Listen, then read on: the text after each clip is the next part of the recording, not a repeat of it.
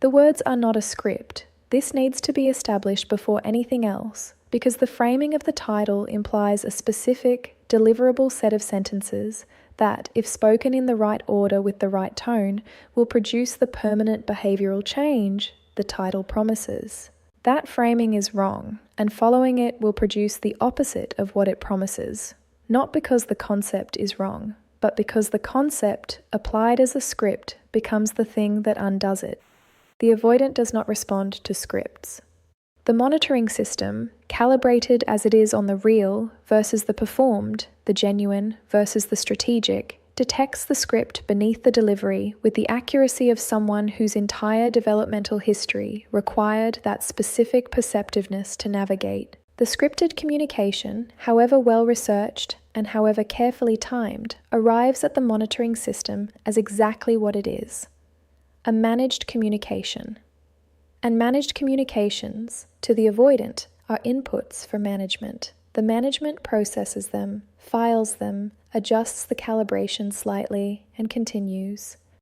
What the avoidant cannot manage, what actually reaches the interior and produces the genuine, lasting behavioral change that the title is reaching toward, is not a script. It is a state, a specific, entirely genuine, internally arrived at state of someone who knows their own worth with such clarity and such settledness that the communication of that worth, when it is communicated, arrives not as a performance of self-respect, but as the natural expression of someone who has a real and unshakable relationship with it. The words only work when the state is real. And the state, when it is real, produces the words naturally, without the prior calculation of what words to use, without the scripted preparation, without the strategic deployment. The state speaks, and what the state says, when it is genuine, is what the avoidant cannot disrespect. What does the state actually say? Not in the scripted sense, in the genuine, interior-generated, entirely particular to the moment sense of someone who is speaking from the real place. It says, in whatever words arise naturally in the specific situation, this is not acceptable to me, not as a threat, not as an ultimatum delivered with the specific, management-inviting quality of someone who is making a demand in the hope that the demand produces a particular response, as a statement of fact. The specific, entirely settled, requiring no validation fact of someone who has a real relationship with their own standards and is reporting, as accurately as they would report any other observable fact about the world, that what just happened does not meet them. The settled quality of this communication is what the avoidant cannot categorize within the ordinary management framework. The management was calibrated to respond to emotional expressions, hurt, anger, disappointment, the visible impact of disrespect on someone whose equilibrium is affected by the disrespect. These are manageable inputs. The management has protocols for them. The avoidance sophisticated system can receive the emotional expression, assess its intensity, calculate the appropriate response, and produce the managed output that returns the interaction to a manageable dynamic. The settled, non-emotional, factual communication of a standard not being met does not provide the emotional input that the management protocols require. It does not arrive as something that needs to be managed. It arrives as information, specific, clear, entirely composed information about the state of the situation and what the person providing the information is prepared to do about it. And information in the avoidance interior is processed differently from emotional expression. It goes to the layer beneath the management, the layer where genuine assessments of situations are made, where the avoidant's own most honest responses to things live, where the real accounting of what is happening and what it means happens without the management's modulating function. What the communication needs to contain, not as a script, but as the genuine content of the state it is expressing, is specific, not general, not the broad assertion of deserving respect or the categorical statement about what the avoidant always or never does.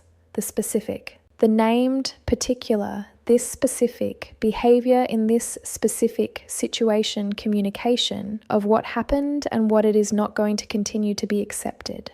The specificity is important for two reasons. The first is honesty.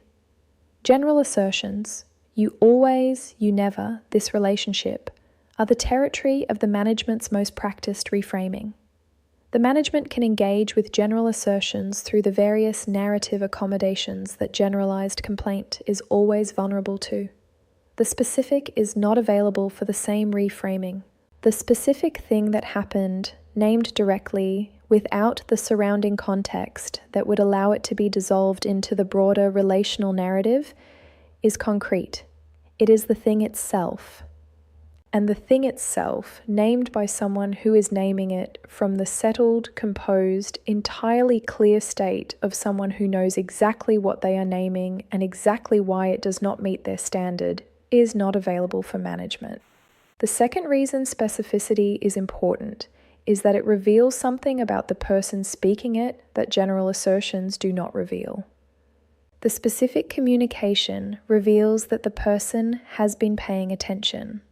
Not anxious, not emotionally flooding, not in the reactive, management-inviting state of someone whose equilibrium has been significantly disrupted by the disrespect. Paying attention, calmly, clearly, with the composed attentiveness of someone who observes things accurately and reports on them without the distortion that emotional flooding produces.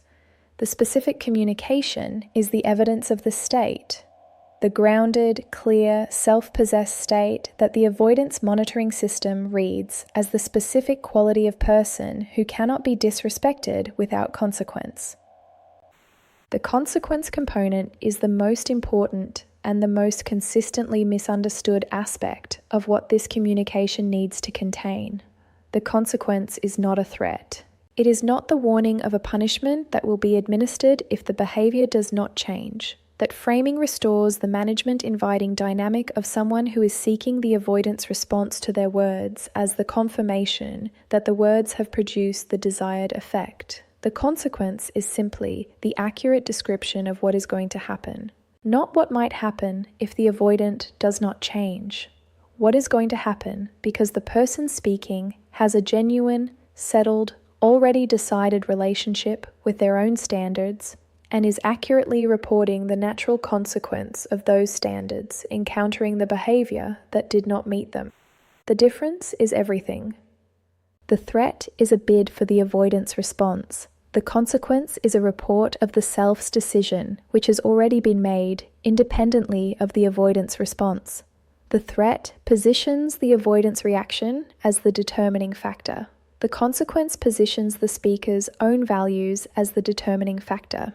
The avoidance monitoring system reads the difference with the specific accuracy it brings to every assessment of where the actual power in a communication is located.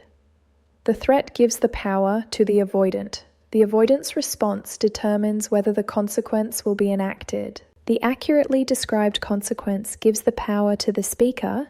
The speaker's relationship with their own values determines what happens next, regardless of the avoidance response. And genuine power, the specific, non-performed, entirely self-generated quality of someone who knows what they will and will not accept, is the one thing the avoidance management system does not have a protocol for. Because genuine power does not require management. It requires meeting. The avoidant will not disrespect you again under these specific conditions.